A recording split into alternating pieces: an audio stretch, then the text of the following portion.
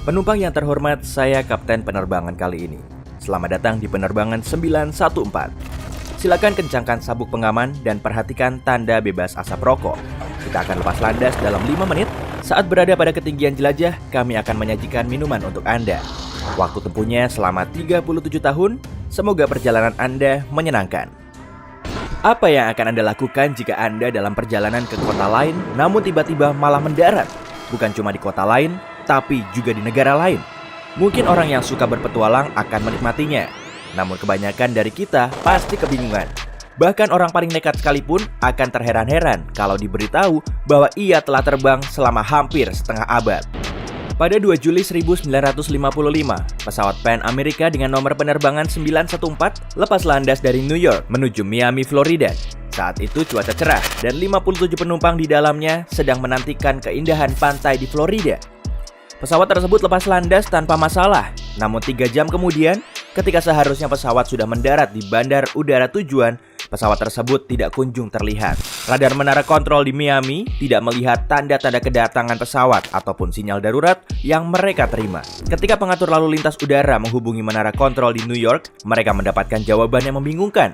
Penerbangan 914 telah lenyap dari radar. Semua fakta mengarah pada hilangnya pesawat tersebut. Selain tidak terdeteksi radar, pengatur lalu lintas udara juga tidak dapat menghubungi pilot melalui radio. DC-4 lenyap begitu saja tanpa meninggalkan jejak, baik pesawat maupun penumpangnya. Investigasi pun segera dimulai. Rute penerbangan itu melalui sebagian wilayah Samudra Atlantik, dan sepertinya satu-satunya penjelasan yang masuk akal adalah pesawat itu jatuh dalam perjalanan. Tim penyelamat pun dikerahkan.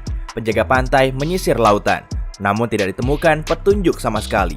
Dengan kecewa, tim investigasi tidak dapat menjelaskan apa-apa. 61 orang, termasuk awak kabin, menghilang dalam sekejap bersama penerbangan 914. Alhasil, meskipun kasus ini tidak pernah benar-benar selesai, pesawat tersebut secara resmi dinyatakan jatuh dan tidak satu pun penumpang selamat.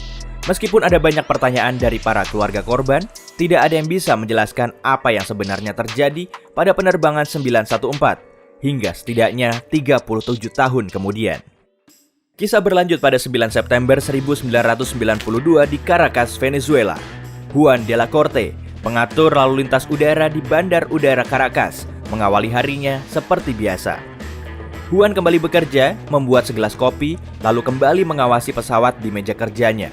Saat ia sedang memberikan arahan pada satu penerbangan, sesuatu yang aneh terjadi. Tiba-tiba ia melihat sebuah titik pesawat muncul entah dari mana di radar pemantau, seperti keluar dari persembunyian. Ini adalah hal yang tidak biasa terjadi di penerbangan sipil. De la Corte kemudian melakukan pengecekan beberapa kali dan berpikir pasti ada kesalahan. Tidak mungkin salah. Pengecekannya sudah benar. Dan akhirnya De la Corte beserta rekannya menyaksikan pesawat itu secara langsung. Dalam waktu kurang dari 10 menit pesawat tersebut semakin terlihat jelas. Awalnya pesawat terlihat biasa saja, namun semakin dekat, semakin jelas bahwa itu adalah pesawat tua. Pesawat penumpang DC-4 McDonnell Douglas masih menggunakan baling-baling dan bukan menggunakan turbin modern. Pesawat seperti itu memang masih ada, tapi pasti sudah usang dan sebagian besar telah diganti dengan yang lebih baru. Tapi itu bukanlah awal dari keanehan. Yang paling mengherankan adalah ketika sang pilot pesawat misterius menghubungi menara lalu lintas dan bertanya dalam bahasa Inggris, "Kami di mana?" Sebagai petugas, Juan de la Corte menjawab bahwa mereka sedang berada di dekat Bandar Udara Caracas dan langsung menanyakan tujuan penerbangan tersebut. Hening beberapa saat sebelum pilot menjawab, "Kami Pan Am 914 terbang dari New York menuju Miami, Florida dengan 4 orang awak kabin dan 57 penumpang." Menara kontrol benar-benar kecolongan. Apa yang dilakukan Pan Am dengan nomor penerbangan tersebut hingga melenceng 1100 km dari titik tujuan? Dan bagaimana bisa pesawat itu tiba-tiba berada di Caracas? De la Corte kemudian dengan cepat menanyakan beberapa pertanyaan lagi kepada pilot. Dan apa yang ia dengar selanjutnya membuatnya kebingungan. Pilot itu berkata bahwa pesawat mereka dijadwalkan mendarat di Bandar Udara Miami pukul 9.55 tanggal 2 Juli 1955. Giliran seisi menara terdiam. Sebelum bertanya lebih lanjut, agar tidak memperburuk keadaan, menara kontrol mempersilahkan pesawat itu mendarat. De la Corte tidak mengerti bagaimana bisa pilot tersebut berkata demikian. Mungkin dia pikir pilot itu sudah gila. Tetapi tidak mungkin salah. Di dalam pesawat misterius itu terdapat sejumlah penumpang. Ia pun kemudian membantu Pan Am dengan nomor penerbangan 914 mendarat dengan selamat dan memutuskan untuk bertanya lebih lanjut setelah pesawat itu mendarat. Awak darat pun dikerahkan untuk memandu pesawat dan seluruh penumpang. Pesawat mendarat dengan selamat. Setelah sedikit tenang, Huan akhirnya memutuskan untuk menanyakan sesuatu yang sejak tadi mengganggunya. Apa Anda tahu kalau sekarang tanggal 21 Mei 1992? Keheningan yang cukup panjang membuatnya sadar. Seharusnya ia tidak menanyakan hal itu. Ketika awak darat mendekati pesawat, suara pilot yang kebingungan di radio berkata, "Apa yang sedang Anda bicarakan?" Ketika Delacorte mendengar hal itu, ia tahu seharusnya ia memerintahkan petugas keamanan untuk mengawal penumpang beserta awak kabin.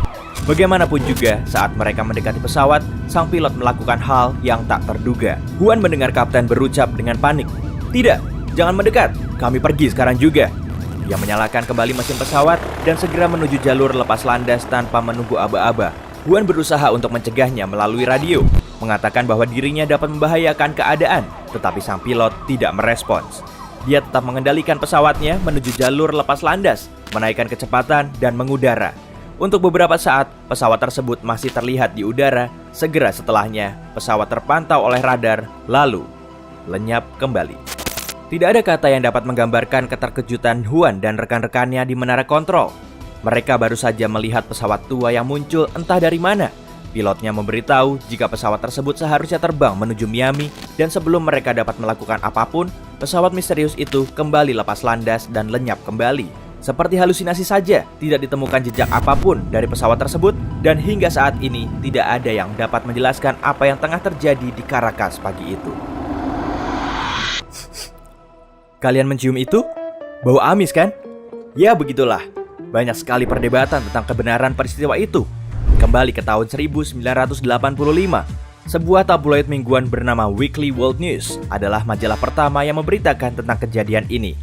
Iya, itu tahun 1985, 7 tahun sebelum versi yang populer muncul. Lalu surat kabar yang sama memberitakan hal itu untuk kedua kalinya. Dengan detail berbeda, menetapkan 1992 sebagai waktu di saat pesawat penjelajah waktu akan mendarat di masa depan.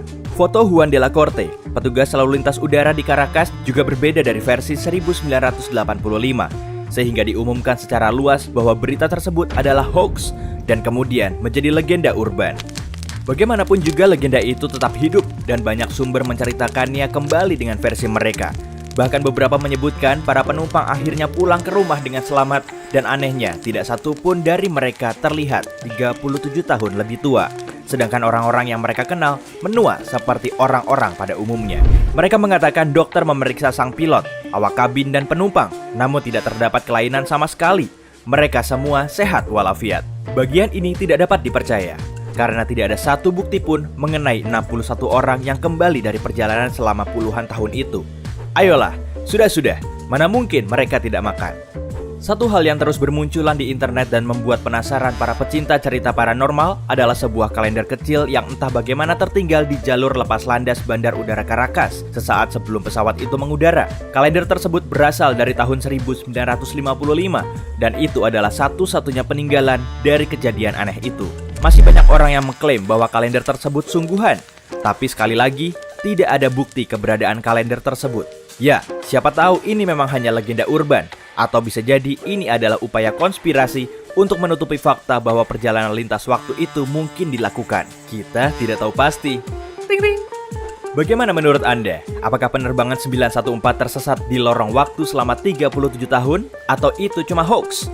Beritahu di kolom komentar. Jika Anda belajar hal baru hari ini, klik suka di video ini, lalu bagikan pada teman-teman Anda. Tapi, hey, jangan kemana-mana dulu. Kami punya lebih dari 2000 video keren untuk Anda. Yang perlu Anda lakukan adalah pilih video di sebelah kiri atau kanan layar, klik lalu tonton. Tetap di sisi terang kehidupan bersama Brightside.